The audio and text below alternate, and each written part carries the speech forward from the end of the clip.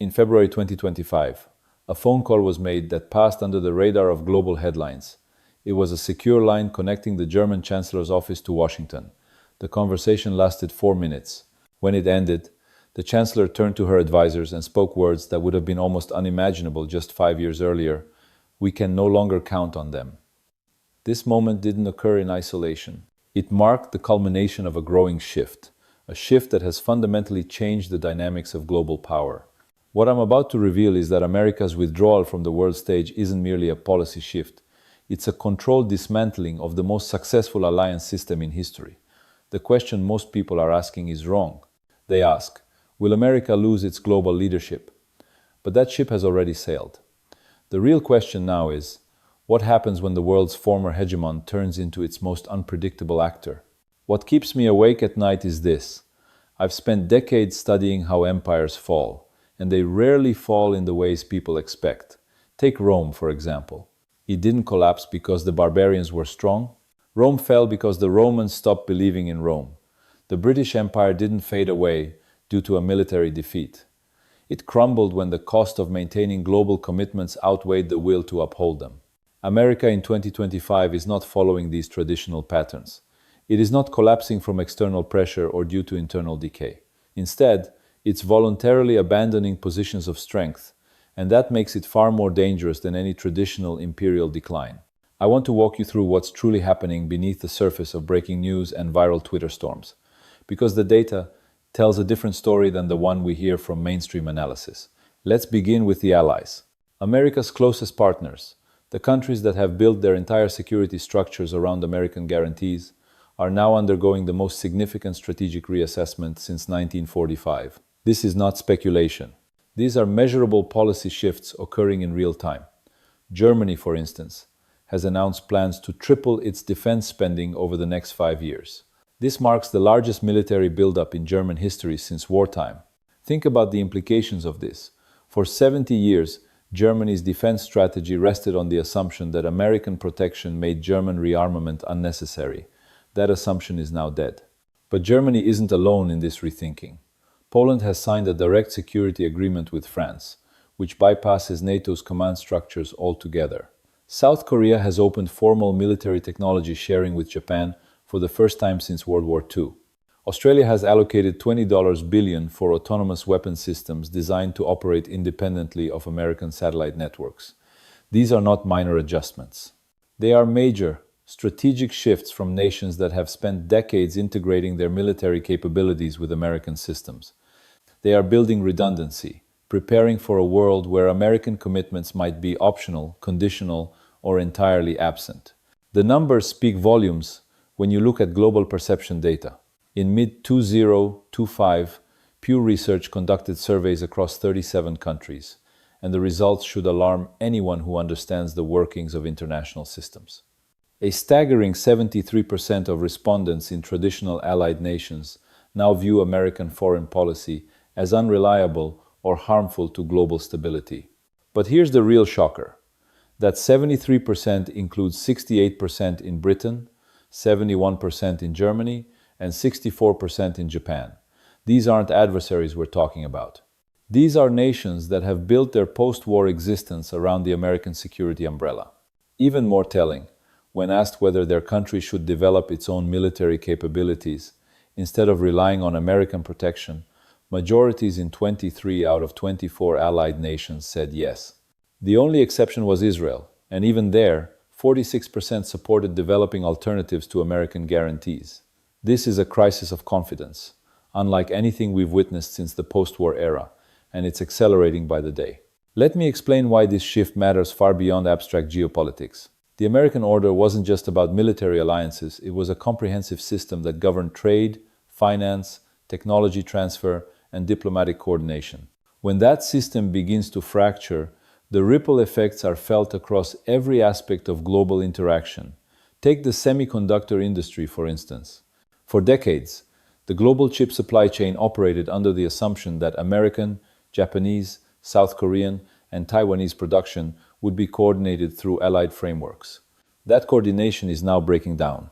South Korea, for example, is negotiating independent technology sharing with China, specifically to hedge against American policy volatility. Taiwan is quietly expanding its domestic defense capabilities because it can no longer be sure that American intervention would come to its aid in a crisis. The shift in the financial architecture is even more rapid. The dollar's role as the global reserve currency has rested on two pillars: American economic strength and American geopolitical reliability. The first pillar remains intact, but the second is crumbling. Central banks across Asia, the Middle East, and even Europe are accelerating their diversification away from dollar reserves. They are not doing this because the dollar is economically weak. Rather, it's because dollar dependence means policy dependence on a partner who is becoming increasingly unpredictable. In the first quarter of 2025 alone, central bank dollar holdings as a percentage of global reserves fell by 2.4 percentage points. While that might sound like a small dip, it represents the fastest quarterly decline in 40 years, and the trend is accelerating. Projections indicate that dollar reserves could fall below 50% of global holdings by 2027, a sharp drop from 70% in 2001. But the most significant shift is happening in international institutions. For 75 years, America's role in global governance has been rooted in a basic bargain: American leadership in exchange for American investment in maintaining the system. That bargain is now breaking down. The World Bank, the International Monetary Fund, the World Trade Organization, these institutions are experiencing their most severe legitimacy crises since their founding. It's not because they're failing economically, but because American withdrawal from multilateral cooperation is making them irrelevant to the power dynamics that shape the world. In this vacuum, China has filled the space at stunning speed.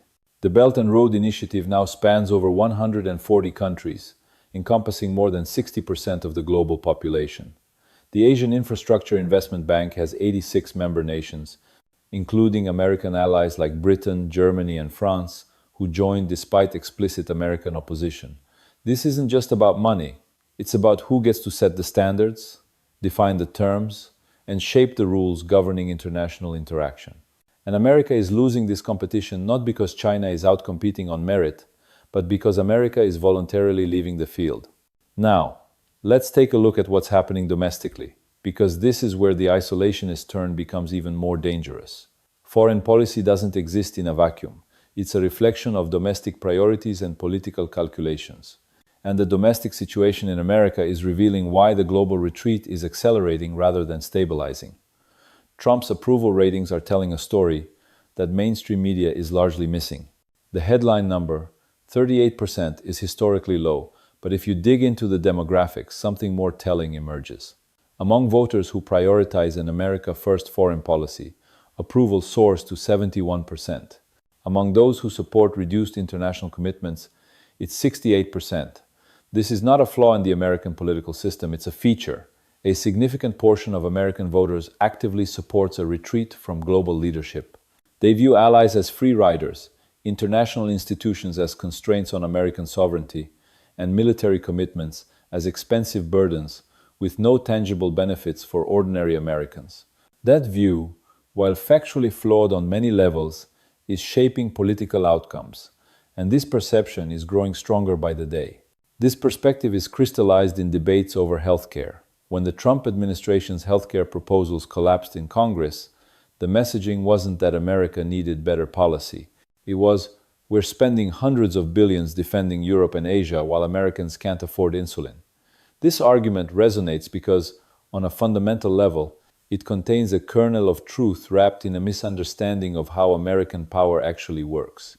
But what's terrifying is that the political incentives are now aligned to accelerate isolationism, regardless of the consequences.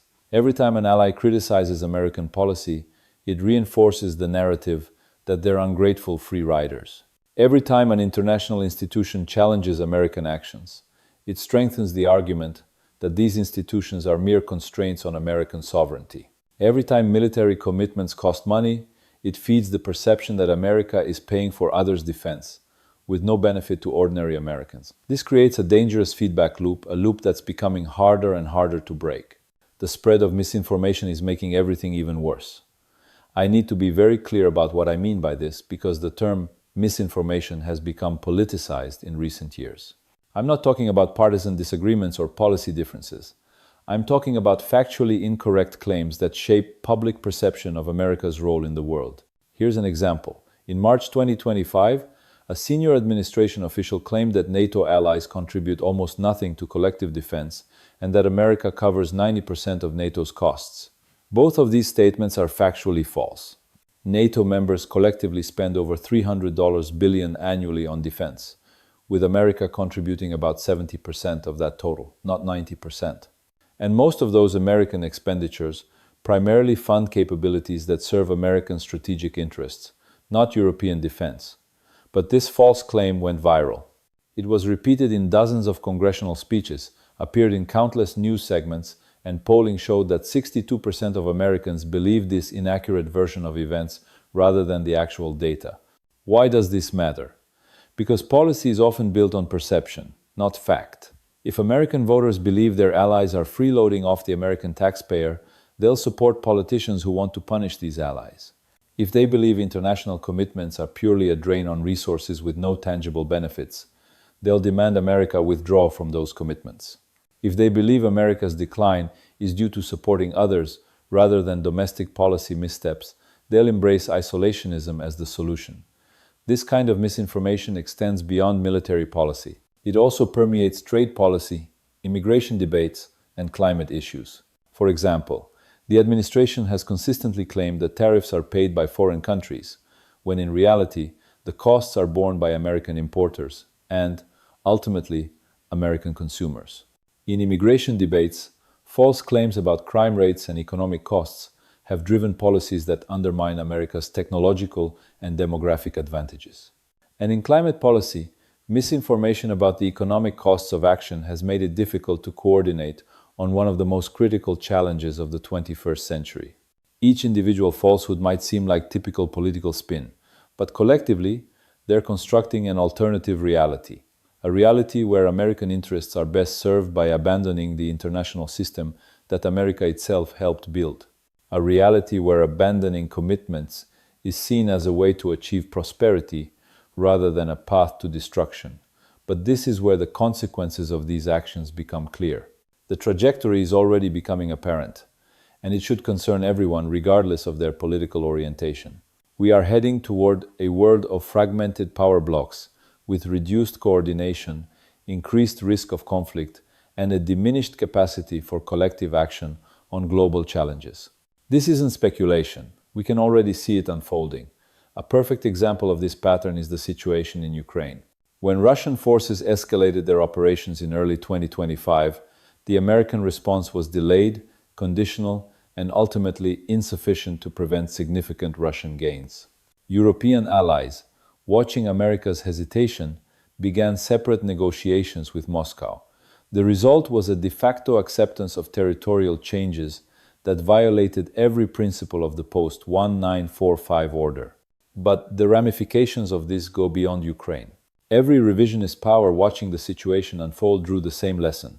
American security guarantees are negotiable.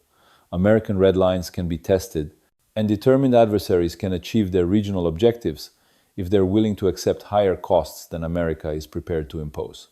China, for instance, has drawn conclusions about Taiwan. Iran is recalculating its stance in the Persian Gulf. North Korea is reassessing its position on the Korean Peninsula. The message being sent is clear. American protection is no longer a certainty. The protection that was once assumed to be unshakable has proven to have limits, and those limits are increasingly flexible. It's no longer about preventing adversaries from crossing red lines. It's about whether America will even draw red lines in the first place. This is why I describe what's happening as controlled demolition rather than a chaotic collapse. The international order isn't falling apart randomly. It's being systematically dismantled by the very power that created it. It's being dismantled based on the belief that America will be stronger and more prosperous in isolation than it would be by leading a global system. This belief is catastrophically wrong. Let me explain why this theory is so dangerously misguided. American prosperity since 1945 has not come from domestic policies alone. It has been built on America's central position within the global economic system.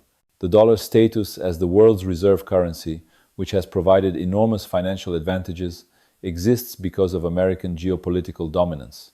The The global technology sector's reach exists because of American rules governing intellectual property and market access. American agricultural success in international markets exists because of trade frameworks America helped negotiate. When America pulls back from maintaining this global system, these benefits do not simply continue, they begin to erode. And they erode faster than most people realize. Systems have tipping points, moments when gradual change can suddenly turn into rapid collapse. We are nearing several of those tipping points at the same time. Consider the dollar's reserve currency status. If America's international influence continues to dwindle, the world may no longer feel the need to hold the dollar in reserve. When this happens, the dollar's value could drop significantly, and this would not happen gradually. The transition could be abrupt, with severe consequences for American workers. A decline in the dollar's reserve status wouldn't hurt Wall Street first. It would hurt ordinary American workers, whose wages would buy less as the dollar's global dominance fades. Similarly, the effectiveness of American sanctions, a tool that has been essential in foreign policy, could suddenly collapse if America's influence wanes. As other nations seek alternatives to American financial systems, the US could find itself without the leverage it has long enjoyed in global politics. The ability to mobilize international coalitions during times of crisis could also deteriorate. America's ability to form coalitions has always been tied to its role as a global leader. If that role is weakened, so too will the effectiveness of any coalition America tries to build in response to crises. These shifts are not hypothetical, they are already happening. Allies are less willing to act in concert with American leadership, and adversaries are increasingly unafraid to challenge American positions. The world is splintering into competing power blocks, each working toward its own interests, with less coordination and greater risks of conflict. This is not just a trend, we are watching it unfold in real time. The greatest irony is that those who most support isolationism in America will likely be the ones to suffer the most. When the dollar loses its reserve currency status, it will not be the elites on Wall Street who feel the pain. It will be the working class, who will see their wages diminished as the dollar weakens. When America's alliances weaken and global trade fractures, it won't be Silicon Valley that suffers the most.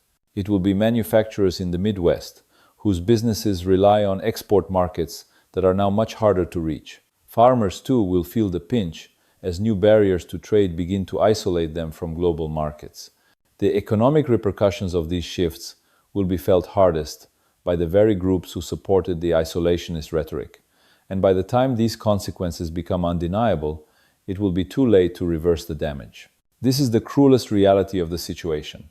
The people who are pushing for America to pull back from the world will be the very people who face the worst consequences of that decision.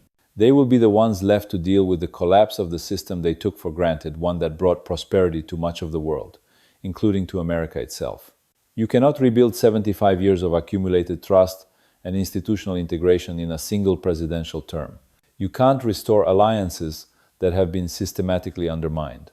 You can't resurrect a rules-based international order after years of demonstrating that rules are optional and order is disposable. Let me make something absolutely clear. I'm not arguing that the international system established after World War II was flawless or that American foreign policy was always wise. In fact, I spent years criticizing American overreach, unnecessary wars, and the hypocritical application of supposed universal principles.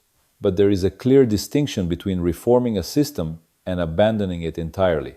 There is a difference between demanding that allies do more and treating them as adversaries. There's a difference between a more restrained American role and a complete abdication of responsibility. What we are witnessing today is not reform, it is abdication. And the world that will emerge from this abdication will be far more violent, unstable, authoritarian, and ultimately less prosperous than the world America helped build, for all its flaws. The tragedy is that all of this was avoidable. There was a path to a more sustainable American global role that maintained core commitments while allowing allies to step up without America stepping back. There was a middle ground between imperial overstretch and complete isolation. But that path required patience, strategic thinking, and a willingness to work within the frameworks that America helped create, rather than destroy them. Those qualities are absent from current American leadership, and their absence is producing consequences that will shape global politics for decades to come. So, When I look ahead to late 2025, I see a nation that still has immense economic, military, and technological power, but has lost the wisdom to deploy it effectively. I see alliances that still exist on paper but have lost their psychological foundations. I see institutions that still function technically but have lost their legitimacy and effectiveness. More than anything, I see a historical inflection point. The choices made in the next few years will determine whether the 21st century will be defined by cooperation or conflict, by rising prosperity or growing poverty, by democratic resilience or the rise of authoritarianism. And the early returns suggest we are heading toward the darker outcome not because it is inevitable, but because the nation with the greatest capacity to shape global outcomes has chosen leaders who neither understand nor value the international system that made American prosperity possible. The phone call I mentioned earlier, the one in which the German Chancellor concluded that we can no longer count on them, wasn't the end of the American alliance system, but it marked the beginning of the end of America's central role within that system. And what will replace American leadership will not be another benign hegemon. It will be fragmentation, competition, and the return of great power conflicts that American leadership had worked for decades to prevent.